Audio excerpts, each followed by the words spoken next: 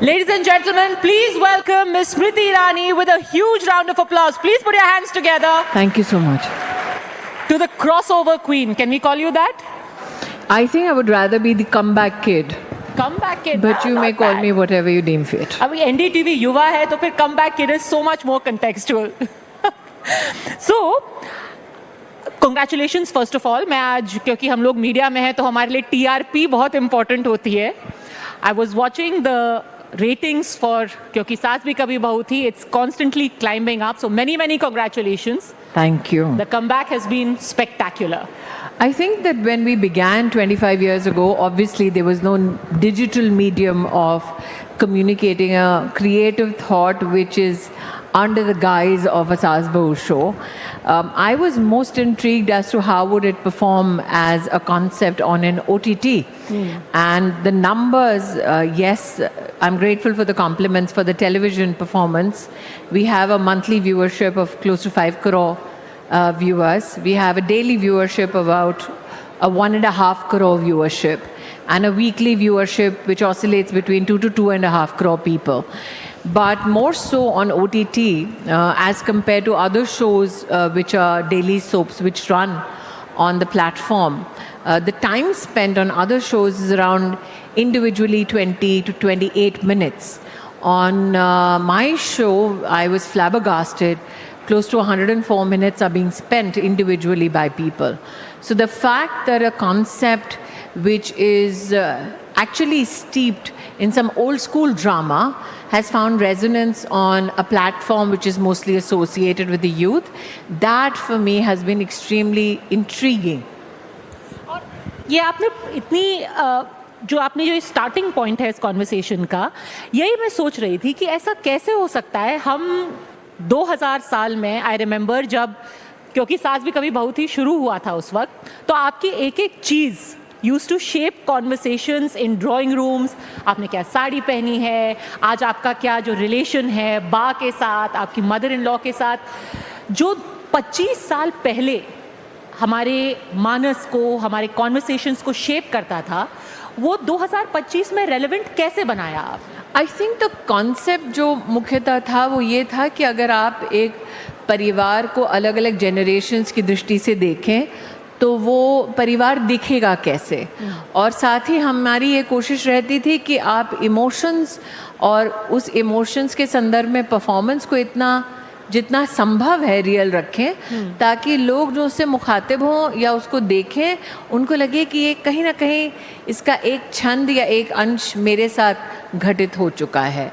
2025 में हमने बहुत ही प्रोग्रेसिवली चैलेंजिंग जो कॉन्सेप्ट्स हैं उनको इस ड्रामा में रखा. पहले तो एक लिमिटेड एडिशन का ये ड्रामा है, ऐसा नहीं कि सालों साल चलेगा, गॉड फॉरबिड. दूसरा कि कौन से वो कॉन्टेक्स्ट हैं, कौन सी वो बातें हैं जो आज चर्चा का विषय हैं, स्पेशली न्यूज़ में, जिनको हम लोग फिक्शनलाइज कर सकते हैं. एजिंग, बॉडी शेमिंग, आज इनफैक्ट अगले 2-3 दिन में misuse of law against main, तो वो साधारण सीरियल्स में आप देख नहीं सकते हैं. तो उसको इस शो में असाधारण तरीके से प्रस्तुत किया गया है. And that's what makes it interesting. So I think the fact that a show which 25 years ago had one set of actors, a producer and a platform, came back with the same subset of people on the same platform. The platform just grew larger. That's the only difference. So अगर हम उस दृष्टि से देखें तो आज ऐसा कौन सा शो है जो आज से 25 साल बाद आ सकता है? I don't think you will find a name that resonates across all age groups. स्मृति जी, जो आपने बॉडी शेमिंग की बात की, मैं वो आपके पहले आई थिंक पहले या दूसरे एपिसोड में ही वो थीम इंट्रोड्यूस हो गई थी. पर आप क्योंकि एक पब्लिक फिगर है, एक इनसिक्योरिटी नहीं होती है कि ये इश्यूज़ हम पब्लिकली इसको एड्रेस करेंगे? जब ये पूरी बात की जा रही थी, हमारे अपने पर्सनल भी होता है कि भाई मेरा एक पब्लिक पर्सोना है, अब मैं चर्चित चेहरा हूँ, जाना माना, इतने इम्पॉर्टेंट इशू को इस तरीके से पब्लिक एड्रेस करना, कभी कभी पर्सनल इनसिक्योरिटी आती है? ये नहीं है, क्योंकि मैं अपने वज़न, अपनी रूपरेखा के लिए जाने नहीं जाती, अपने काम के लिए जानी जाती हूँ. और मैंने बार बार विशेष लड़कियों से ये कहा है, और जिन पुरुषों ने भी सुना है उनके लिए भी एक ही मेरा वक्तव्य रहता है, that if you keep seeking validation for who you are or what you're capable of doing from others, then you will never be either happy or you will never succeed. और ये ज़रूरी है कि हम इस बात को बार बार दोहराएं कि अगर मैं इस विषय को नहीं उठाऊंगी क्योंकि दूसरों में हिम्मत नहीं है, तो क्या मैं भी उसी टेम्पलेट का फिर रूढ़िवादी हिस्सा नहीं बन गई? So since I have never been associated with a look, a bindi, a kind of sari, or for that matter, a particular weight on a weigh scale, I have never felt uncomfortable about talking the most so-called different kinds of elements which need to be addressed in society. Even when I was trying to be an actor, when I was a newcomer, 27 years ago, one of the first advertisements that I did as a piece to camera was about a sanitary pad. Now, 27 years ago, when you're a Miss India finalist, though I don't look like it today, when you do an ad, the first attempt is to look as glamorous as possible. And here was this somebody who said, no, I want to talk about an issue like sanitary pad, menstruation, which was not the in thing. In fact, it was a career killer. So I never had that burden even when I was struggling to make a space for myself. क्या ये जो आपका है ना कि I don't care वाला जो attitude है about taboo topics, you know, It is not as if I don't care. That would look a bit too negatively nonchalant. I think the issue is I care enough to speak about things that other possibly care about but don't have the courage to take to the last mile. एक तरीके से ये जो करेज है आप में इसलिए भी आया है क्योंकि जब आप नेता थी तो जिस तरीके से आपको अटैक किया गया, नेता हैं मतलब जब आप थोड़ा सा कम हो गया, जैसे आपको ट्रोल कम किया जाता है आजकल।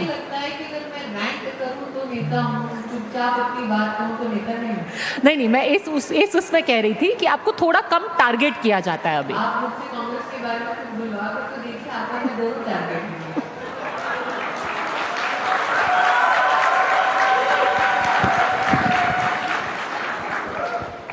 चेक। देखिए, कांग्रेस के बारे में बोला, मेरा माइक बदल दिया गया है। और देखिए फिर भी हमें लोग कहेंगे गोदी मीडिया। वो मैं नहीं कहती, वो कहने वाले संभवतः सज्जन वहां बैठे हैं पहली पंक्ति में। तो स्मृति जी, आपने ओपनिंग दे ही दी है तो फिर मैं अब पूछ ही लेती हूँ कि आप कभी कांग्रेस को मिस करती हैं? जब आप थोड़ा, मैं कांग्रेस को मिस नहीं करती, लेकिन कांग्रेस जरूर मुझे मिस करती है।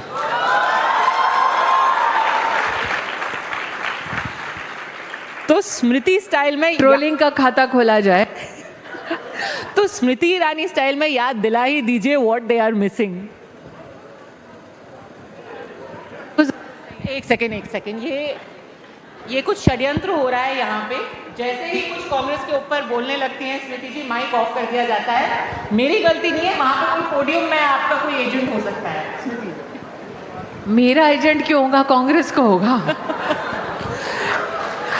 लेकिन चूंकि मेरा माइक बार बार आपके चैनल पे बंद हो रहा है, जब आप मुझसे कांग्रेस के ऊपर कटाक्ष करने को कह रही हैं, तो कम से कम इस वक्त आपको गोदी मीडिया का खिताब कोई नहीं देगा। So, but people will try. I don't think, Padmaja, it is essential to negate a particular issue just by masking it as a verbal attack on a political organization. People like me have come into politics because penultimately our desire is to build a better country. I'm speaking to KTR, who's sitting in the audience today. We are from different political organizations, different ideologies. But if ultimately we are working for the larger purpose of making a more resilient, a stronger nation, then मर्यादा की एक परिधि में हम लोग शांति से अपनी बातें कर सकते हैं और सम्मानजनक शब्दों का इस्तेमाल करके बात कर सकते हैं। लेकिन अगर आप मर्यादा बार बार भंग करोगे, अगर आप बार बार देश के प्रधानमंत्री का जानबूझकर तीखे शब्दों में नहीं बल्कि निम्न स्तर के शब्दों का इस्तेमाल कर सिर्फ कटाक्ष करने के लिए, अपनी भड़ास निकालने के लिए कुछ बोलोगे तो निश्चित रूप से एक कार्यकर्ता वर्ग है जो जवाब देगा. But should the issue get diluted? People like me in Parliament, outside Parliament, have always been very vocal on issues and have spoken substantially with evidence. और जब evidence का या substantial बोलने का किसी के पास सामने से जवाब नहीं था तो उन्होंने ट्रोल किया, बद्दी बद्दी बातें कही. लेकिन मेरा ये मानना है कि अगर मैं विक्टिम कार्ड प्ले करूं तो उससे जिस इशू पे, जिस मुद्दे पे मैं लड़ी हूँ वो डाइल्यूट हो जाता है. पर जिस तरीके से आपको ट्रोल किया जाता था, आप पे कभी मेंटल इफेक्ट नहीं हुआ उसका? नहीं, उन पर मेंटल इफेक्ट हो रहा था इसलिए वो ट्रोल कर रहे थे. मुझ पर कुछ नहीं हो रहा था. पर पर्सनल अटैक करना, फैमिली की बातें पहले करना, दिन से ही हो रहा था मेरे साथ. आंटी नंबर 1 एक हेडलाइन लिखी गई. हाँ, अनफॉर्चुनेटली शंकर सेन जिन्होंने वो हेडलाइन लिखी, हाल ही में उनका देहांत हो गया as an editor. I think he was one of the so called most celebrated editors in the Telegraph. And ऐसे कई एडिटर्स और पत्रकार ऑफ कैमरा मिलते थे तो बड़ी तहजीब का वो कहीं ना कहीं परिचय देते थे, तमीज़ का परिचय देते थे.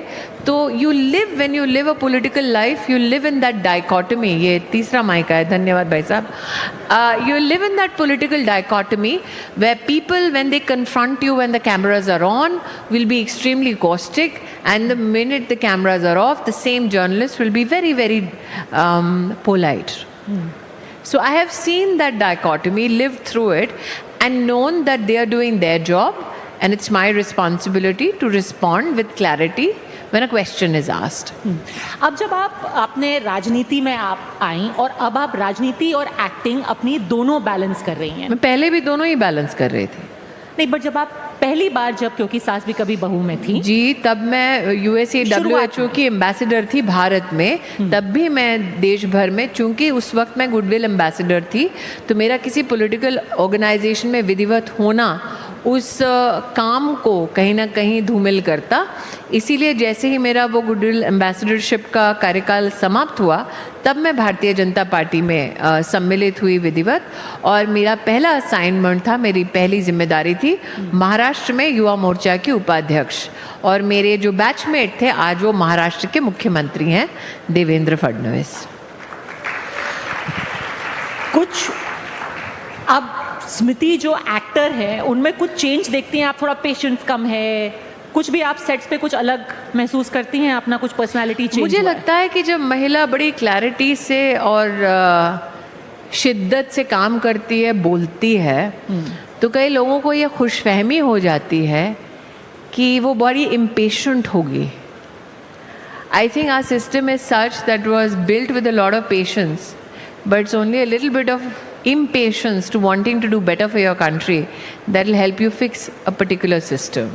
So I think that when you tag me with the nomenclature, are you impatient as an actor or as a politician, it is more to do with my desire to continue to effect change. But as a creative personality, no, मेरी political परछाई मेरे creative काम पर कभी नहीं आती है. पर ये जो कई सारे लोग अभी ऑडियंस में हैं जो जेन जी जिनको हम बोलते हैं जी, उन्होंने आपका पहली पारी अगर नहीं देखी है, उनके माँ बाप ने देखी है. हाँ, उनसे आप OTT पे कनेक्ट कर पा रही हैं? आपको कॉन्फिडेंस है कि आप उनसे कनेक्ट कर पाएंगी? क्योंकि अब उनके पास हजारों ऑप्शंस रहते हैं. नहीं, मुझे लगता है कि अगर आप एक ऑप्शन बन के, जो मैंने टाइम स्पेंड की बात की कि नॉर्मल अगर ऑप्शंस पे वो लोग 28 मिनट स्पेंड कर रहे हैं और मेरे प्रोजेक्ट पे अगर 104 मिनट स्पेंड कर रहे हैं, अब जेनजी जो हर सेकंड में स्क्रॉल कर रहा हो, हर 15 सेकंड में अपनी पूरी बात कह रहा हो, वो अगर 104 मिनट मुझे दे रहे हैं, I think there is something in there. And what do you think that you brought to the table which still managed to get people to connect with you? Younger, medium age, and your most loyal audience. I think ultimately we all have the same relationships, the same emotions. It is just that emotion को बयान करने का अंदाज बदल जाता है, लेकिन कुछ चीज़ें शायद कभी नहीं बदलती. अगर आप दृढ़ संकल्प रखते हैं जीवन में, प्रिंसिपल्ड हैं, और आपके प्रिंसिपल का टेस्ट आप ही के परिवार में हो रहा है, तो वो कई लोग इससे खुद गुजरते हैं। तो कहीं ना कहीं एज चाहे बदल जाए, रिश्तों के रूप बदल जाएं, जैसे सीरियल में कहा जाता है, पीढ़ी आ रही है जा रही है, लेकिन कुछ चीज़ जो हैं वो आज भी सत्य हैं जो 25 साल पहले भी सत्य थी। That when those who are principled are challenged either within a system or within a family unit, how do they respond or what challenges do they face themselves? That is the quintessential story of Kyunki Saas Bhi Kabhi Bahu Thi, and I think that's what I think helps connect with a lot of generations and geographies. Because एक अकेले हमारे देश में नहीं, इसको उतना ही लोगों ने अलग अलग देशों में, लगभग 50 देशों में देखा, और कई भाषाओं में इंटरनेशनली इसको डब भी किया गया। क्योंकि आपका जो टीवी का किरदार है वो हर जनरेशन में कनेक्ट कर पा रहा है, लेकिन जो इस वक्त की हमारी पॉलिटिक्स है उसमें एक नैरेटिव है कि अभी की आपकी पार्टी, आपकी सरकार, उसका टोटल डिस्कनेक्ट है, और जो युवा हमारे हैं देश के, अब वो डिससैटिस्फाइड हैं, वो सड़कों पर उतरने के लिए तैयार हैं। जो हमारे पूरे अभी नेबरहुड में देखा जा रहा है, भारत भी उसी कगार पर खड़ा हुआ है। मुझे लगता है भारत के लोकतांत्रिक ढांचे की और भारत की संवैधानिक जो प्रणाली है उसकी बहुत बड़ी तौहीन है अगर किसी विपक्ष के नेता को ये लगता है, क्योंकि ये शब्द आपके नहीं, विपक्ष के एक नेता के हैं, विपक्ष को अगर ये लगता है कि भारत के लोकतांत्रिक पूरे एक प्रोसेस में देश के नौजवान को विश्वास नहीं है, तो वो शायद देश के नौजवान को समझा नहीं है। देश के नौजवान ने मात्र पॉलिटिक्स 5 साल में एक बार वोट देकर नहीं की। देश का नौजवान आपको आज कहीं बाढ़ आती है तो भी एक्टिव दिखता है, कहीं किसी बच्चे को आउट ऑफ स्कूल है, स्कूल पहुंचाना है या एक्स्ट्रा क्लासेस में मदद करनी है, वो भी करता है। वो पॉलिटिकली सरचार्ज सिर्फ चुनाव के वक्त नहीं है, चुनाव के इतर भी है, और उसका पॉलिटिकली कनेक्टेड रहना ये बतलाता है आपको कि उसको डेमोक्रेटिक इंस्टीट्यूशंस में विश्वास है। और जब मैं डेमोक्रेटिक इंस्टीट्यूशंस की बात करती हूँ या संवैधानिक इंस्टीट्यूशंस जिनको मान्यता प्राप्त हो चुकी है उसकी बात करती हूँ, तो उससे मीडिया अछूता नहीं है। तो अगर आज एनडीटीवी एक युवा का मुंबई चैप्टर कर रहा, वो युवा वर्ग यहाँ बैठा है, that means faith in the system is alive and is thriving because media itself चौथा स्तंभ है हमारी डेमोक्रेसी का। पर उनका तो कहना है कि आप लोगों को भुलावे में रख रहे हैं, जो युवा है उनका हक ही छीना जा चुका है। युवा मुझे लगता है भुलावे में जा रहे हैं इलेक्शन। अब मुझे लगता है कि जो एंटरप्राइज सॉफ्टवेयर को और इंटरनेशनल एंटरप्राइज सॉफ्टवेयर जो एप्लीकेशंस के माध्यम से इंस्टाग्राम या व्हाट्सएप के एज में जी रहा हो, अगर हम ये कहते हैं कि आज से 50 साल पहले अखबार जो छप रहा है उसमें क्या छपेगा वो कंट्रोल्ड है, तो आपको पता है कि एक इंस्ट्रूमेंट ऑफ कम्युनिकेशन जो सरकार अथवा सरकारी तंत्र के बारे में चर्चा कर रहा है वो एक लिमिटेड कंट्रोल का विषय है। या फिर हम कहते हैं कि सिर्फ दूरदर्शन या ऑल इंडिया रेडियो चल रहा है, तब आप कह सकते हैं कि एक कंट्रोल्ड रेज्यूम है। आज आप जैसा प्राइवेट सेक्टर का चैनल भी चल रहा है और बाकी पब्लिक प्लेटफॉर्म्स भी उपलब्ध हैं जिसमें जनता स्वयं और युवा स्वयं कंटेंट बना रहे हैं। ऐसे में कहना कि आवाज़ दब गई है, दबी होती तो कंटेंट कैसे बनता? अच्छा, कंटेंट की आपने बात की है, अब मेरे को आपसे कुछ रैपिड फायर सवाल करने हैं। हम बम्बई हैं तो आपको करण जौहर की लत नहीं लगेगी तो कैसे होगा? नहीं बिल्कुल, अब देखिए बम्बई में थोड़ा सा तो फील्स हम ही ले सकते हैं ना। भले सिर्फ हैम्पर मिसिंग है, भले से और राहुल कंवल जी सामने बैठे हैं तो मतलब हैम्पर की व्यवस्था बजट से हो ही जाएगी। You know, भले से we have nothing else in common with Karan Johar, but at least I have the rapid fire that I can copy. So, what is the one thing that you miss most about Delhi? I don't. I still live in Delhi. नहीं, but आप travel करती रहती हैं. What do you miss most about Parliament? I don't. I'm still connected to Parliament. Okay. But सबसे बड़ी खुशफहमी ये है कि आप पार्लियामेंट से तभी कनेक्टेड हैं जब आप वेल में जा रहे हैं अथवा वहाँ पर बोल रहे हैं। हमारी पार्लियामेंट्री सिस्टम इतनी रोबस्ट है कि आप कमिटीज़ के पास जाकर, और मैं तो क्योंकि एक ऐसे भारतीय जनता पार्टी के एक ढांचे के साथ हूँ जो अपनी पार्टी का पक्ष, कार्यकर्ता का पक्ष, अपनी संसदीय जो हमारी टीम्स हैं उनके साथ, हमारे सांसदों के साथ हमारी बतौर बातचीत रहती है हर मुद्दे पर।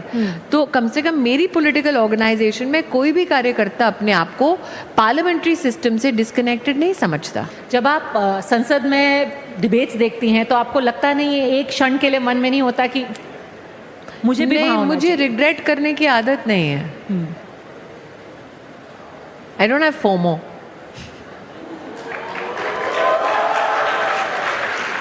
But as very recently Cillian Murphy has possibly said that Congress may have ROMO, relief that I'm missing out, but I don't have FOMO. अगर कोई एक चीज़ होती, कई बार लोग अपना आत्ममंथन करते हैं, तो कभी आपने वापस सोचा है कि एक ये चीज़ मुझे अलग कर लेने का अगर मौका मिलता तो मैं ये बिल्कुल नहीं। मुझे लगता है, और विशेषतः अगर आज युवा पीढ़ी सुन रही है तो ये कहना बहुत ज़रूरी है, आप जो भी निर्णय लेते हैं ज़िंदगी में, आपकी वर्तमान परिस्थिति के आधार में, आपकी वर्तमान कैपेसिटी के आधार पर और आपके पास आज जो बेस्ट इन्फॉर्मेशन है उसके आधार पर लेते हैं। आप वो निर्णय इसलिए लेते हैं क्योंकि आपको लगता है वही निर्णय सबसे श्रेष्ठ है। तो उस लम्हे में अगर आपको लगता है वो निर्णय श्रेष्ठ है और आपने मर्जी से वो निर्णय लिया है तो आप रिग्रेट कैसे कर सकते हैं? अगर किसी ने कभी आपको, फैमिली ने कहा कि ये डिफरेंटली कर सकते थे, कभी ऐसा एडवाइस आपको मिला है? नहीं, मेरी फैमिली मुझे पॉलिटिक्स पर एडवाइस नहीं करती। मैं उन महिला पॉलिटिशियंस में से नहीं हूँ जिसकी चाबी किसी और के हाथ में है।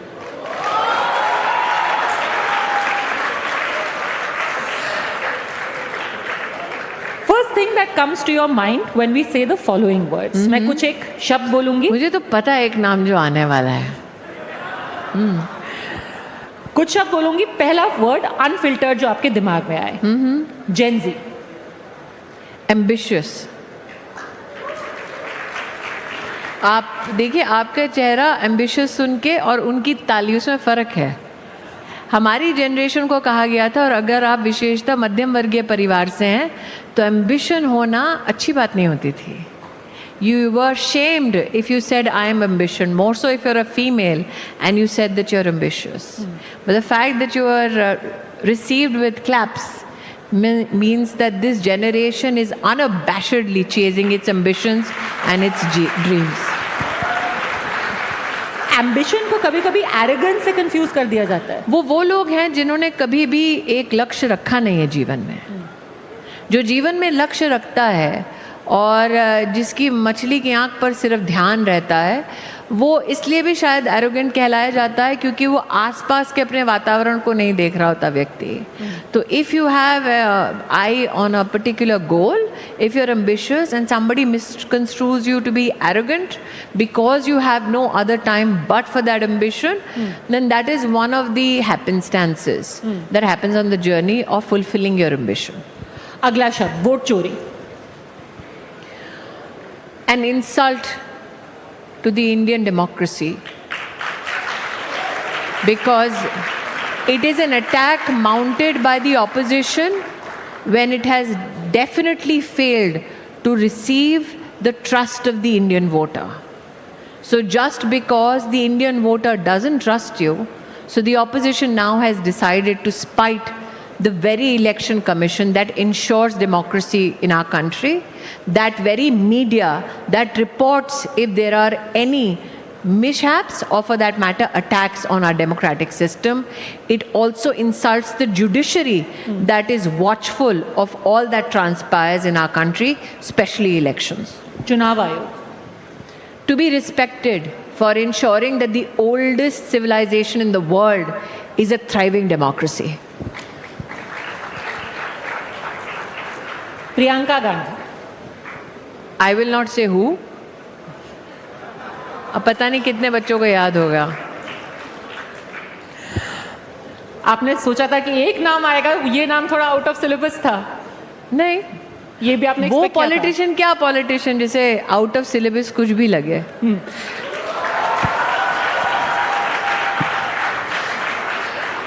Narendra Modi?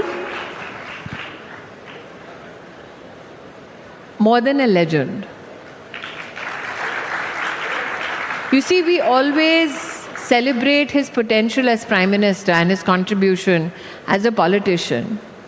Look at him from the prism of a human being. That 75 years ago, born in a very poor family in Gujarat, he left his family because he wanted to contribute, not because he had the ambition to be Prime Minister or Chief Minister.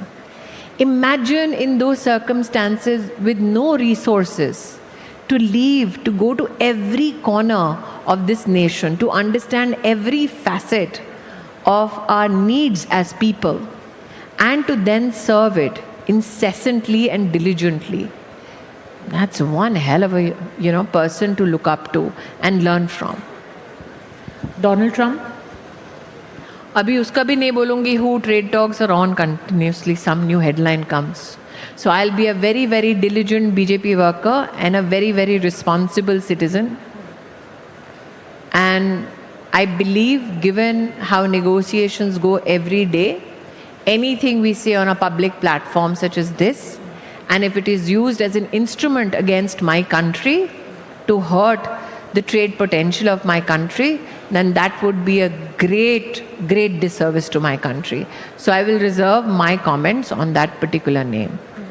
स्मृति जी, आप लोगों से जाकर के अब जब interact करती हैं, you have many platforms where you interact one on one and you continue to done it when you were member of parliament, और आप अभी भी जाके महिलाओं से, यूथ से जब मुखातिब होती हैं, आपको आज के युवा में और 11 साल पहले के युवा में क्या फ़र्क दिखाई देता है हमारे देश में? देखिए, जब मोदी जी चीफ मिनिस्टर से प्रधानमंत्री की जर्नी पूरी कर रहे थे, we discovered this whole governance potential of digital India.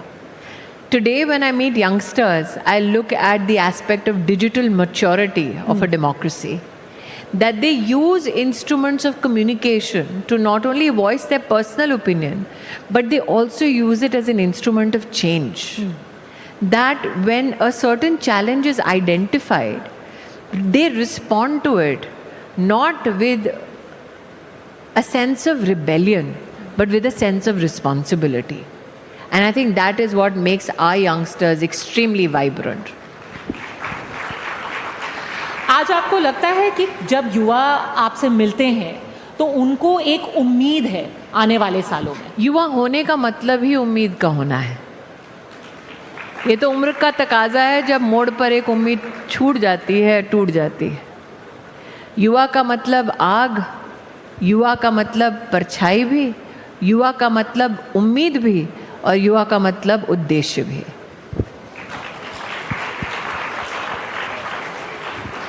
वापस रैपिड फायर पे आती हूँ. विपक्ष इररिस्पॉन्सिबल. और तालियों की गड़गड़ाहट से पता चल ही रहा है कि युवा विपक्ष के बारे में क्या सोचता है. कोई ऐसा विपक्ष का नेता है जो आपको लगता है जिससे उम्मीद की जा सकती? नहीं.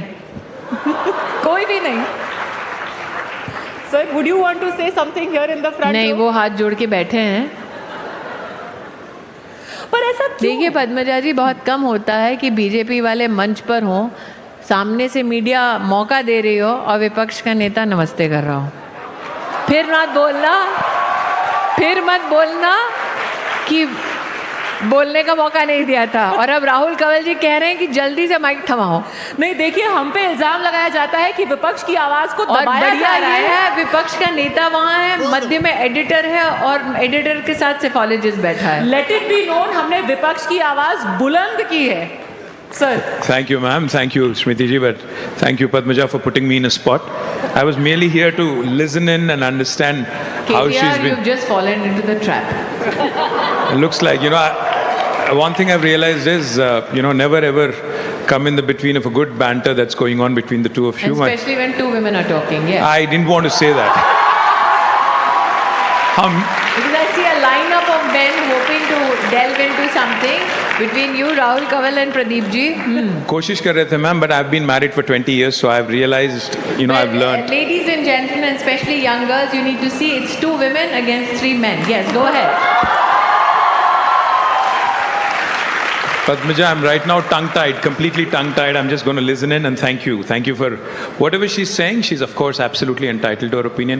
I have a lot of differences with BJP and what Smriti ji says, but nevertheless, she is a brilliant speaker, so I'm here to listen in. Thank you, ma'am. Thank you for this for your opportunity. kindness. Cheers. और ma'am ये बताइए कि कोई संवाद की अब जगह नहीं रह गई है। एक तरफ हम देखते हैं नहीं, आपने अभी अभी संवाद का एक यहाँ पर दर्पण देखा। हमारी डिफरेंसेस हो सकते हैं और प्रधानमंत्री जी ने स्वयं कहा है डिफरेंसेस का होना एक डेमोक्रेटिक प्रिंसिपल है। डेमोक्रेसी इज एसेंशियली नॉइजी, लेकिन डिफरेंसेस का होना और पॉलिटिकली एक दूसरे से डिफर करना और राष्ट्र को गाली देना उसकी वजह से, वो किसी भी हिंदुस्तानी को मंजूर नहीं होगा। So Prime Minister himself has maintained, you want to attack him, you want to attack the BJP, but when does that then ricochet and become an attack on everything India? That is where the challenge is for the opposition. It seems that when the tongue lets loose, it goes completely out of control. So KTR has been extremely, I think today, kind that yes, both our political organizations' ideologies are at loggerheads, but as human beings, can we talk on issues and bring both our points of view together so that people at large can respond to it? That is the sign of a very mature democracy. Next word देश। सब कुछ एक शब्द में कैसे समाएगा? क्या है देश? न सिर्फ एक झंडा, न सिर्फ एक राष्ट्रगीत, न सिर्फ एक मिट्टी, न सिर्फ वो जवान जिसको हम लोग इंस्टाग्राम पर देखकर ट्रिब्यूट देते हैं, न सिर्फ 26 जनवरी, न सिर्फ 15 अगस्त। हर क्षण, हर पल जब हम सर उठाकर जीते हैं, उस देश की बदौलत ही तो जीते हैं। तो उस देश को एक शब्द में कैसे ढाल दो? वो एहसास है जिंदगी भर का। सिंदूर पराक्रम भारतीय सेना का। एक हमारे देश में, हमारी सभ्यता में, हमारे संस्कार में सिंदूर प्रतीक है बंधन का, एक महिला और उसके पति के बीच का। लेकिन अब सिंदूर एक बंधन का प्रतीक बन गया है एक देश का अपनी आर्म फोर्सेस से, और पराक्रम का एक बहुत बड़ा सबूत बन चुका है। उम्मीद। युवा।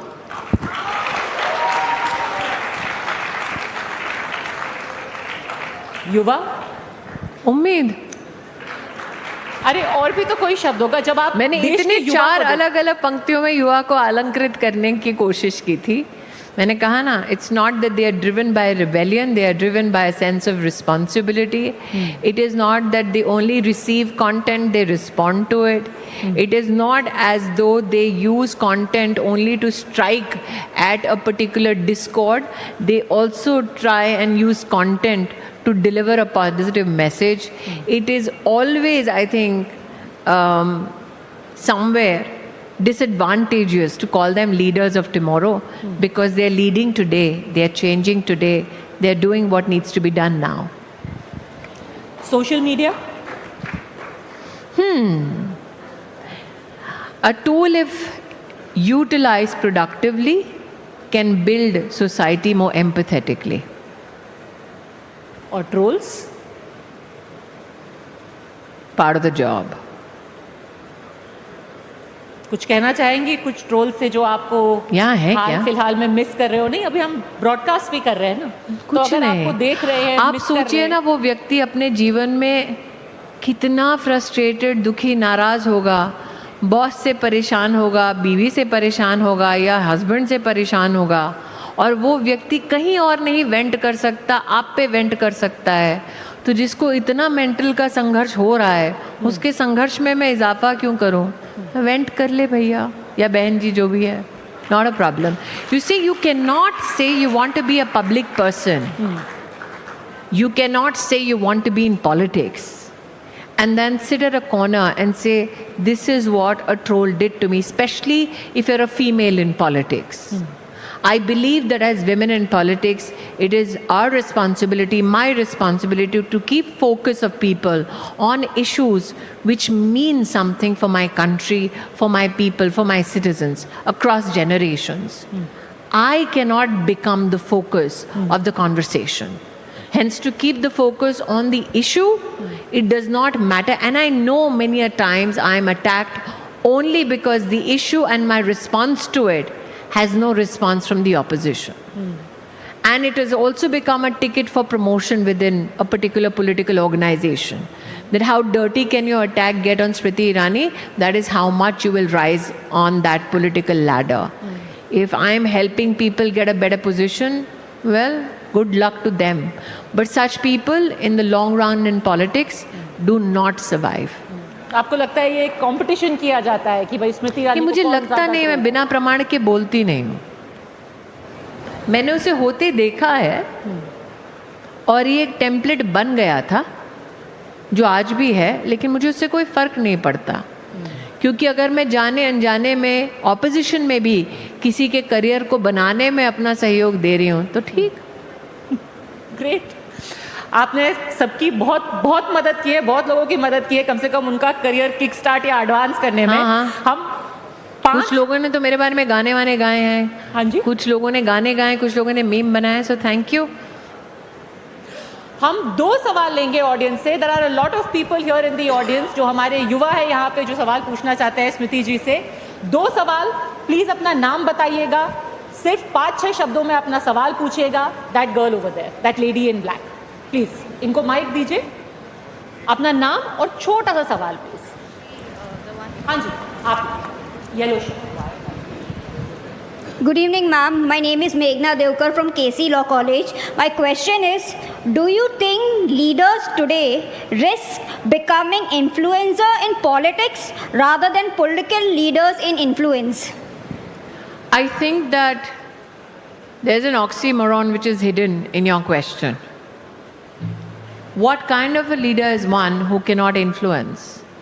And what kind of an influencer exists today at least, who does not have the potential to become a politician?